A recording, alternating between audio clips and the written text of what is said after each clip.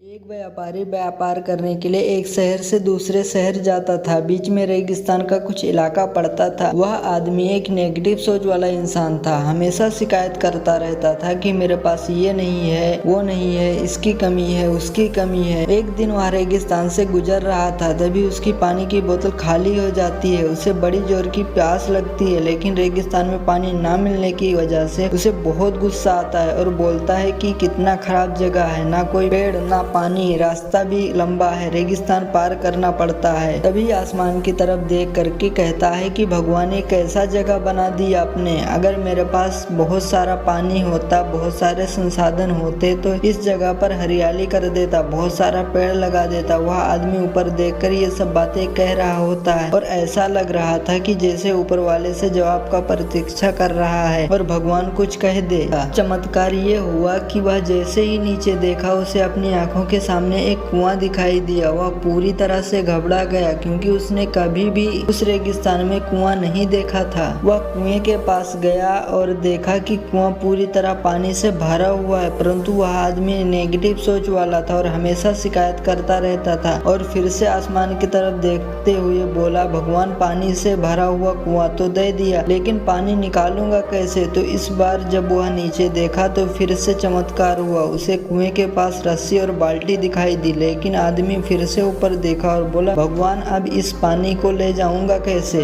तभी उसको एहसास हुआ जैसे उसके पीछे कोई है। वह पीछे मुड़कर देखा तो एक ऊंट खड़ा हुआ होता है। वह पूरी तरह से घबरा गया, सोचने लगा कि ये सच में होने लग रहा है। मैं बातों बातों में कह तो दिया, अब मुझे यहाँ हरियाली करनी पड़ेगी और पेड़ लगाने की जिम्मेदारी लेनी पड़ेगी। आदमी को पानी से भरा हुआ कुआं मिल गया, बाल्टी और रस्सी मिल गई, पानी को ले जाने के लिए ऊंट भी मिल गया। अब सब कुछ मिल गया। अब वह आदमी सोच रहा था कि ये बातों बातों में मैं क्या बोल दिया, ये तो गड़बड़ हो गया। अब वह तेजी से दौड़कर भागने लगा। वह भाग रहा था, उस जिम्मेदारी से बच रहा था। तभी एक कागज उड़ते हुए आया और इसके शरीर से चिपक गया। उसने जब उस कागज को देखा तो उस पर लिखा हुआ था कि मैंने तुम्हें पानी दिया, कुआं दिया, रस्सी और बाल्टी दिया, पानी को ले जाने के लिए साधन दिया, फिर भी क्यों बचकर भाग रहे हो। उस आदमी को लगा कि मेरे साथ पता नहीं क्या हो रहा है। वह दौड़ते दौड़ते रेगिस्तान को पार कर लिया, लेकिन उस रेगिस्तान को हरा भरा नहीं बनाया। यह कहानी हमें सिखाती है कि हम में से बहुत सारे लोग ये कहते हैं कि बड़े स्कूल में पढ़ लिया होता, बड़े कॉलेज में चला गया होता तो ये कर लेता, अगर मेरे पास बहुत सारा पैसा होता तो ये कर लेता, मेरा बॉस मेरा साथ नहीं देता है तो मैं पता नहीं क्या कर